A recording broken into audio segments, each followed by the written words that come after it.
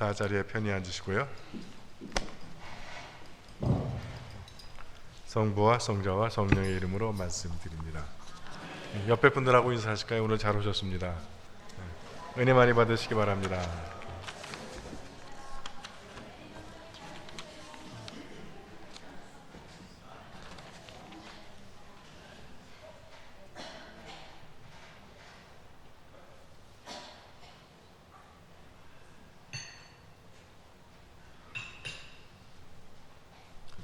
작심삼일이란 말이 있습니다. 많은 경험들이 있으시죠? 남자분들은 아마 가장 많이 걸리는 게 담배 끊겠다. 또 이제 나이가 들면 운동하겠다. 그죠? 아이들은 게임 끊겠다. 근데 여자들은 뭔지 모르겠어요. 뭐 쇼핑 안 한다 그런 겁니까? 아니에요? 네. 제가 신학교 다닐 때 사순절을 맞이해서 담배를 끊은 적이 있어요. 한 열흘쯤 끊었나? 끊을만 하더라고요. 근데 이제 주일날 교회 갔다 신학교로 돌아왔는데 선배들이 그러더라. 너 그거 잘못하는 거다. 그래서 저도 두 가지 면에서 잘못을 하는 거래. 하나는 사순절에 금기를 하는 거는 건강에 도움이 되는 걸 하면 안 되고 건강에 해로운 걸 해야 되는데 담배를 끊는 것은 건강에 도움이 되는 것이기 때문에 잘못하는 거래. 근데 그 말에 속지는 않았는데 그 다음에 또 그러더라고요. 또 하나 중요한 거는 주일은 사순절에 포함되지 않는 거다. 그건 맞거든요. 그 말을 듣는 순간 그럼 펴야지. 그리고 폈어.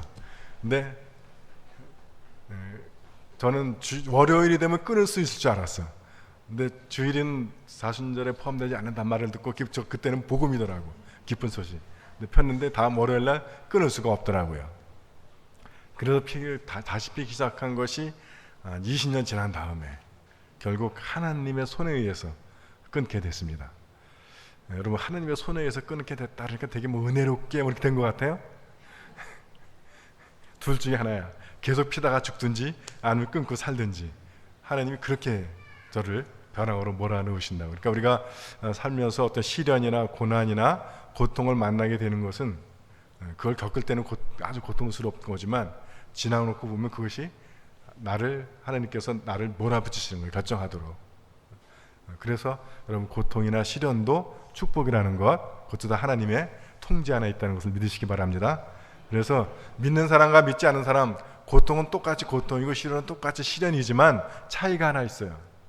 그래서 믿는 사람은 거기서 그 시련만을 보는 것이 아니라 시련 넘어 역사하실 하나님의 은혜를 기대하는 것, 기대를 갖는 것. 여러분, 그것이 믿음입니다. 믿는 사람은 하나님이 절대로 아무것 고생 없이 그냥 꽃길만 걷게 한다 그러면 안 믿는 사람이 어디 있겠어요? 다 예수 믿겠지. 근데 예수 믿거나 안 믿거나 똑같이 우산 안 들고 장마철에 밖에 나가면 비 맞는 거예요. 예수 안 믿는 사람은 장마철에 비 맞고, 예수 믿는 사람은 우산 안 갖고 나가도 비가 살짝 피해간다. 그럼 정말 이상한 하나님이신 거예요. 그래서 운동을 하겠다. 그리고 마음을 먹고 뱃살 뺀다. 해서 러닝머신을 요즘 보통 얼마예요? 150만 원 샀는데 그 사서 한 사흘 정도는 열심히 뛰고 그 다음부터는 그 러닝머신의 용도가 달라진다고 그러죠. 이불 건조대. 아주 그냥 최적화돼 이불 말리는데. 웃음소리가 큰 거 보니까 경험 있는 사람이 있나 봐. 지금도 그 이불 잘 말리고 계세요? 근데 왜 우리가 작심삼일 유혹에 빠지냐면 그것은 내일이 있기 때문이다. 다음에 하면 되지. 그런 가능성이 있으니까 처음에 결심을 했다가 이렇게 물러서는 경우들이 많이 있는 것 같습니다. 그래서 다음에 성경 통독하죠. 다음에 11조 하죠. 다음에 전도하죠 하다가 40년 지나가는 거야. 무슨 일이 아니에요. 제가 세실대 하면서 학과장 맡으면서 다른 건 몰라도 내가 2년 동안 나랑 같이 하니까 우리 과에 오는 사람들은 성경 통독 2번 시킨다. 그래서 시켰는데 처음에는 뭐 그런 거는 신부님이나 하는 거지 우리같이 직장 생활하고 바쁜 사람들이 이거 어떻게 합니까? 부터 시작해가지고 뭐 입들이 다 이만큼 나오더라고. 그래서 개신교 다니는 사람들은 다 실화점만 다니냐, 그 사람들은 다 통독하는데 어떻게 성공의 직장인들만 성경을 이렇게 못 읽냐, 해야 된다. 그리고 양보 안 하고 우리 밀어붙였더니 졸업할 때 피드백 쓰기를 40년 다녔는데 30년 다녔는데 성경 신문인 덕에 처음 읽어봤다고 그러더라고요. 그게 다 어디냐면 다음 해일지 하다 40년 가는 거야. 그와 반대되는 말이 제가 파부 침주라고 하는 겁니다. 이건 그 항우가 썼던 작전인데, 진나라 군대하고 싸우는데 다들 진나라 군대가 그 군사가 세니까 겁을 나가지고 덤비지를 못해요. 그래서 항우가 배를 타고 강을 건넌 다음에 그 병사들이 밥을 지어 먹고 솥을 때려 부숩니다. 그다음에 그 병사들이 타고 왔던 배를 다 물속에 가라앉혀 버려요. 그래서 너네들에게 다시 돌아갈 길이 없다. 그래서 너네들이 밥을 먹고 싶으면 눈앞에 보이는 진나라 군사들을 쳐서 저들로부터 뺏어 먹어야 된다. 이렇게 하니까 돌아갈 길도 없고 먹을 방법도 없으니까 이 병사들이 다 완전히 죽기 살기로 싸워가지고 구전구승을 했대. 그래서 항우가 그 반진 진영의 맹주가 됐다고 합니다. 근데 오늘 성경 말씀 보니까 그 쟁기와 관계된 이야기들이 많이 나와요. 먼저 엘리사의 이야기에서는 엘리사가 소 12쌍이 끄는 이 쟁기를 모는 사람이야. 꽤 부자였겠죠. 근데 그가 엘리야가 자기 겉옷을 벗어줬다라고 하는 얘기는 내 신분을 너한테 준다, 내 직책을 너한테 준다라는 뜻입니다. 나 같으면 도로 벗어줄 거야. 그냥 소 24마리 끄는 게 좋지. 근데 그걸 주니까 엘리사가 뭐라고 그래요? 바로 가서 가족들과 작별인 사람에서 소를 2마리를 잡고 쟁기를 부숴서 작별 인사를 합니다. 그리고 엘리야를 따라 나서요. 그 반대의 경우가 예수님의 이야기가 나옵니다. 여기서 그 세 부류의 사람이 나오는데, 하나는 선생님이 가는 곳이면 어딘지 따라가겠습니다 했더니 주님이 여우도 굴이 있고 새도 뭐 둥지가 있는 나는 머리 둘 곳이 없다. 여기서 따라오겠다는 사람을 거절하는 것 같은데, 그 다음에 그 가족들과 작별 인사를 해주십시오 했더니 쟁기를 잡고 자꾸 뒤를 돌아보는 사람은 내게 하늘나라에 들어갈 자격이 없다. 그렇게 얘기합니다. 그래서 좀 이상한데 예수님하고 이 사람들하고 말이, 또 하나는 아버지의 장례를 치르게 해주십시오 했더니 죽은 사람의 장례는 죽은 자에게 치르게 하고 너는 나를 따라라. 요 말들의 의미는 좀 설명이 좀 필요할 것 같아요. 하나는 선생님이 가시는 곳이면 어디든 따라가겠습니다. 뒤에는 지금 가족이랑 작별할 시간이 어디 있어 빨리 날 따라와 하시던 분이 여기서는 따라오겠다는 사람 보고도 여우도 굴이 있고 뭐 새도 둥지가 있는 나는 없다. 여기는 이 사람이 왜 예수님을 따라 나오려고 하면 예수님이 가시는 것마다 수많은 군중이 모여드니까 이게 돈이 될 것 같은 거야. 이게 쫓아다니 뭔가 한 자리 할 것 같은 거예요. 그래서 여기서 이 예수님 말씀은 너 나 따라오면 한 자리 할 것 같아 보이지만 실제로 나는 굴도 없고 둥지도 없다, 머리 둘 것도 없다. 그러니까 너 따라오려면 이거 각오하고 따라와라. 이 말씀 하는 거예요. 오늘날도 그 많은 크리스찬들이 이 사람과 같은 마음으로 예수를 믿어. 그래서 예수 믿으면 뭐 복 받고 사업 잘 되고 뭐 시험 자녀 잘 되고 다 이런 것 때문에 예수 믿는 사람들이 너무너무 많습니다. 그것을 기복 신앙이라고 이야기를 해요. 물론 복이 싫은 사람이 누가 있겠습니까? 예수를 믿든 안 믿든 다 복이 필요하죠.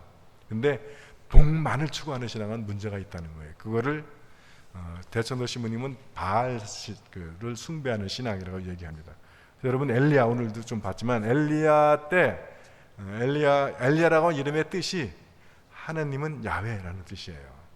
그래서 엘리야가 그 갈멜산에서 바알 선지자 450명과 붙을 때 엘리야가 백성들한테 뭐라고 얘기하냐면 언제까지 너희들이 바알과 야훼 사이에서 왔다 갔다 할 거냐, 야훼가 하느님인지 바알이 하느님인지 결정해라 라고 하는 겁니다.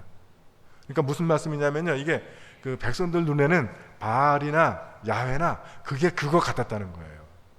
헷갈렸다는 거예요. 왜 헷갈리냐 하면 우리가 복에다만 초점을 두면 이 어느 틈에 이 교회 안에 들어와 있는 바알 사상, 물질 숭배 사상에 넘어갈 수 있다는 겁니다.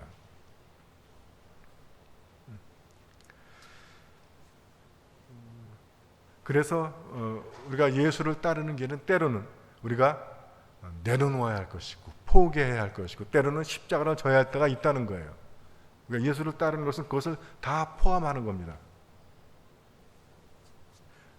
그래서 이 기복신앙의 문제가 뭐냐면 예수를 믿다가 십자가, 고난 이게 닥치면 시험에 들어버려요.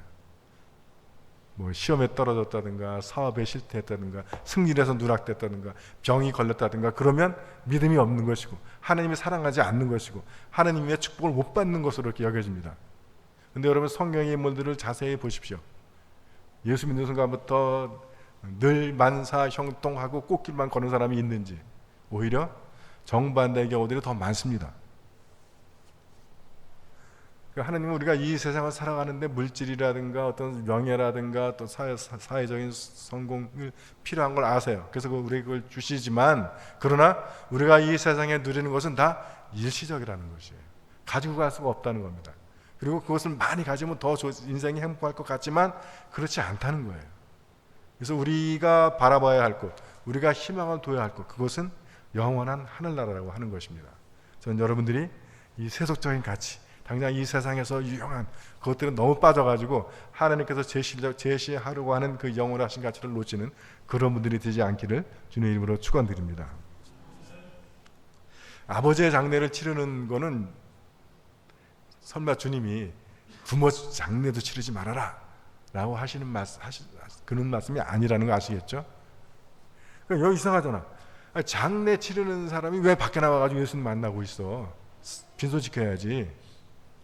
그러니까 이거는 단순히 초상을 치르는 건 문제가 아니고 장례에 따른 수많은 절차를 이야기하는 겁니다. 특별히 여기서는 아버지의 장례를 마치겠다라고 하는 얘기는 형제들 속에 끼어가지고 상속받겠다. 그래서 주님께서 그거는 세속적인 사람들끼리 그 아버지 재산 가지고 대가리 터지고 싸우도록 내버려 두고 너는 그 싸움에 끼지 말고 나를 따라오너라 라고 하시는 말씀이래요. 세 번째 이야기, 엘리야는 엘리사가 작별인사를 하고 오겠다라고 하는 것을 오케이 하라고 그러잖아요. 근데 주님은 하지 말라 그러는 것처럼 들려요. 근데 그 말씀의 포인트가 어디냐면 쟁기를 자꾸 뒤를 돌아보지 말라는 거예요. 작별인사를 하지 말라는 것이 아닙니다. 가족 간에 형제, 부모의 의를 끊으라는 것이 아니라 자꾸 세속적인 그 생각을 갖고 뒤를 돌아보지 말라라고 하는 말씀입니다. 이 말씀이 복음 전에 어떤 이야기가 나오냐면 예수께서 예루살렘으로 올라가시면서 심부름들을 앞서서 사마리아 마을에 보내요. 근데 그 마을에 갔더니 이 사람들이 예수님이 오신다. 그러니까 처음에 되게 좋아했어. 근데 예수님의 가시려고 하는 최종 목표가 사마리아 마을이 아니고 예루살렘이다 라는 걸 알고는 그럼 우리 마을에 들어오지 말아라 하는 거예요. 여러분 아시는 대로 예루살렘과 사마리아는 앙숙이야. 그러니까 예수님이 자기들이 목표가 아니고 예루살렘이 목표다라고 하니까 그럼 우리하고 어울리지 말자라고 하는 겁니다. 오늘날도 많은 사람들이 심지어 크리스찬들도 그런 세계의 삶을 살아가는 사람들이 있어요. 하나님이 나를 가장 사랑해 하셔야 된다. 하나님이 내가 목표가 돼야 돼. 도구가 되거나 수단이 되어서는 안 돼.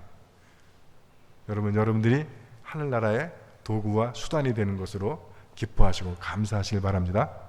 근데 내가 수단과 내가 도구가 되는 것이 아니라 내가 목표가 되길 원하는 삶을 살아갑니다. 내가 주인공이 되길 원하는 삶들을 살아가세요. 근데 더 기가 막힌 얘기는 제자들이야. 그 말을 듣고 요한과 야고보가 뭐라고 하냐면 우리가 하늘에서 불을 내려서 저것들을 확 그냥 쓸어버릴까요? 우리가. 뭐 예수님은 불 내릴 줄 몰라서 가끔 참고 있는 거야? 그래서 예수님께 꾸중 듣습니다. 그 꾸중의 내용은 그랬을 것 같아요. 야, 내가 너희들에게 그런 권능을 준 것은 왜 준 거예요?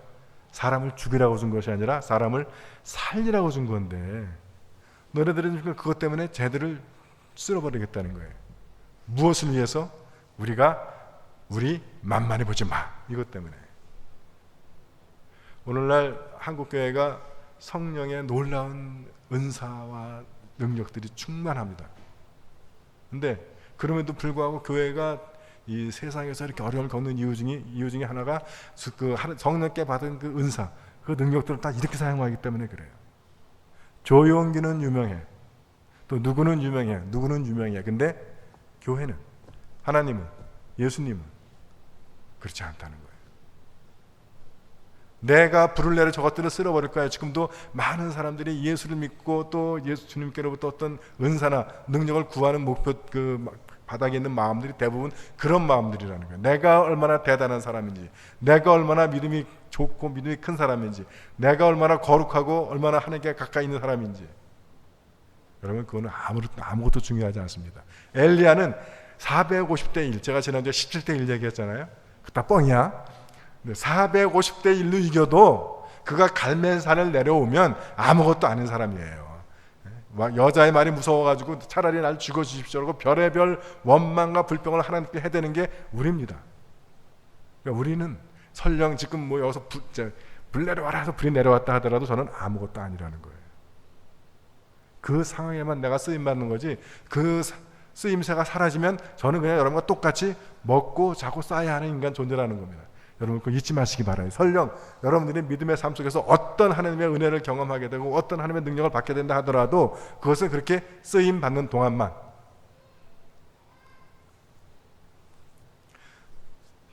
저는 그거를 바울 사도가 성령의 열매와 육정의 열매를 예를 들고 있어요. 그러니까 저 성경책에 누가 쓰던 건지 모르겠는데 거기 그렇게 써놨더라고. 육정의 열매들, 방탕, 음행, 시기, 질투, 다툼, 그걸 갖다가 거기는 애굽 생활, 그리고 성령의 열매, 사랑, 기쁨, 평화, 여기다가는 가나안 땅의 열매. 제가 설교하려고 했던 그거는 다 거기 쓰여 있더라고요. 그래서 우리가 이 쟁기를 잡고 뒤로 돌아보는 삶에 대해서 바울 사도는 갈라디아서에 그것을 육정의 열매, 육체의 열매, 정욕의 열매로 갖다 설명을 하고 있습니다. 그러면 우리가 하나님께로 온 삶은 성령의 열매라는 거예요. 9가지 열매.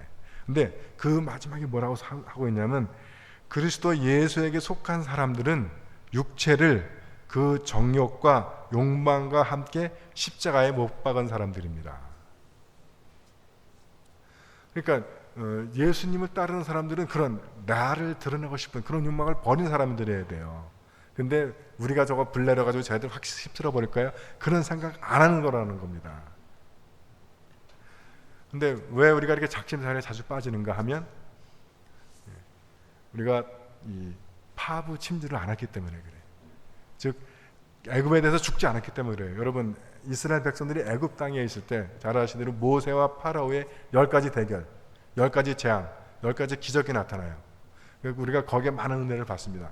그런데 그 모든 10가지 재앙, 파라오의 투쟁의 목표가 뭐냐 하면, 모세가 얼마나 능력의 사람인가 이걸 보여주기 위한 것이 아니라 이스라엘 백성들을 하나님께 예배하도록 보내기 있는 그 싸움이에요. 그러니까 여러분, 이 출애굽기의 그 10가지 재앙은 예배를 위한 투쟁 이야기입니다.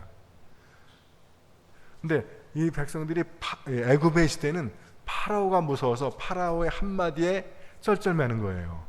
또 홍해바다를 싹 건너고 나면 누구도 파라오에 신경 쓰는 사람이 없습니다. 여러분, 이게 예배와 관계된 이야기라는 거예요. 모태신앙들은 잘 모르시겠지만 본인이 처음 예수 믿었던 분들은 그런 경험이 있을 거예요. 처음에 교회를 매주 가야 되는지 말아야 되는지, 주일 성수하는 것도 얼마나 어려워. 왜냐하면 그의 영혼이 아직 애굽에 있기 때문에 그렇습니다. 그래서 파라오의 한마디에 그냥 흔들리는 거야. 그래서 파라오가 마지막에 가라고 그러지 않아요. 한 3-4번 할 때부터 떠나라고 그래, 떠나라고. 근데 계속 조건을 걸어. 가는데 남자만 가라. 가는데 재산은 놓고 가라. 가는데 뭐 어떻게 해라. 멀리 가지 마라. 가는데 뭐 해라. 그 말 때문에 하나님을 예배하러 못 가는 거예요. 근데 홍해바다를 건너면 그 말도 들리지도 않고 더 이상 파라오가 힘을 쓰지 못해요. 주일을 성소하기로 마음 먹으면 더 이상, 오랜만에 마음 먹고 교회 가려고 했더니 차가 펑크가 난다든가 갑자기 애가 아파가지고 병원으로 간다든가 그런 일이 안 생긴다는 거예요. 경험해 보셨죠? 주일을 성수하기로 마음을 먹으면, 작심을 하면 주일마다 그 친척집에 결혼식이 있고 친척집에 뭐 하질 않아요. 그런 일이 안 생겨요. 왜냐면 쟤네들이 오늘 오고 싶게 하면 주일날 하면 안 돼. 토요일날 해야지. 그렇게 바뀌는 겁니다. 11조를 하기로 작정을 하면 다음부터 갑자기 차가 고장 나가지고 고칠 일이 생긴다든가, 갑자기 병원에 가서 큰 치료비를 내야 한다든가, 아니면 길을 가다가 강도를 만다든가, 그런 일이 안 생긴다는 거예요. 설령 그런 일이 생긴다 하더라도 그것이 문제가 되지 않는다는 거예요. 홍해바다를 안 건너면 성경책만 펴면 수면제를 뿌려놓은 거야. 잠이 와. 눈 부릅떠가면서 읽어도 까만 건 글씨요 하얀 건 종이야. 근데 통독을 하기로 작정을 하면 수면제 따위가 문제가 되지 않는다는 거예요. 그리고 그것이 문제가 되지 않으면 그다음부터 그 전까지는 까만 건 글씨였던 게 거기에 하나님의 은혜들이, 하나님의 비밀들이 서서히 보이기 시작을 한다는 겁니다. 홍해바다를 건너지 않으면 기도하려고 눈 감으면 이게 잠을 자. 그리고 자기 딴에는 기도 많이 했다고 생각하고 눈을 떠보면 5분도 안 지났어. 근데 그리고 기도하려고만 하면 별의별 생각, 뭐 이거 내가 스위치를 껐나 안 껐나 뭐 이런 생각들만 떠올라. 그러나 기도하기로 작정을 하면 그런 걱정, 염려, 그런 모든 것들이 다 기도의 제목들이 되는 거예요. 홍해바다를 건너버리면 아무 문제가 안 돼. 이걸 다른 말로 하면 죽음이라는 거예요. 육체로부터 죽음, 정욕으로부터 죽고 성령 안에서 살면. 그래서 바울 사도도 이 세례를 설명하면서 이스라엘 백성들이 홍해바다에서 모세와 함께 죽었다, 다시 그리고 가나안에서 다시 살아났다라는 얘기를 하는 겁니다. 전 여러분들이 빨리 이 우리 두려움과 불안과 걱정에 홍해바다를 건너서 파라오의 지배로서 벗어나서 성령의 지배, 성령의 인도하심 받는 삶, 파라오의 한마디에 무서워서 덜덜 떠는 삶이 아니라 이 세상의 왕이 돼가지고 세상의 모든 재물부터 염려, 걱정, 근심, 두려움까지도 내가 다스릴 수 있는 그런 자유로운 사람들이 되시기를 주님의 이름으로 축원드립니다. 그래서 쟁기도 굉장히 중요한 이 은유가 있어요. 여러분, 밭은 흙이잖아요. 사람도 흙으로 만들어져 있어요. 쟁기를 간다라고 하는 것은 말씀의 쟁기로 우리 마음을 가는 거예요. 그래서 엘리사는 엘리야의 제자지만 엘리야보다 훨씬 더 많은 기적을 행합니다. 저는 그렇게 됐던 이유 중에 하나가 그가 24마리 소로다가 밭을 가른 거야. 그러니까 그 마음의 밭이 얼마나 잘 갈아져 있겠어. 근데 우리 이 마음의 밭, 영혼의 밭을 하느님의 말씀으로 쟁기로 가는데 계속해서 뒤를 돌아보는 거야. 세상 걱정하고 자기 내가 얼마나 세상으로부터 사람들로부터 인정받고 칭찬 듣고 대접받는 거, 이것만 좀 걱정하고, 그러면 내가 가고 있는 이 믿음의 길, 이 영성의 길이 제대로 갈 수가 없어요. 여러분 믿음이라고 하는 것은 이 하나님의 말씀을 듣고 정말 내가 이 쟁기 부수고 소를 잡아서 작별 인사하고 그 하나님의 길을 따라 떠날 것인지, 아니면 계속 애굽 땅에서 빙빙거리면서 고기 까마귀떼서 고기 국물도 아니고 빵 조각 얻어 먹으면서 두려움 속에 살 것인지 하는 것을 결정하는 것입니다. 빨리 믿음의 홍해바다를 건너셔서 성령의 인도하심과 하나님의 공급하심 받는 그런 축복된 삶을 사시기를 주님의 이름으로 축원드립니다. 성부와 성자와 성령의 이름으로 말씀드렸습니다.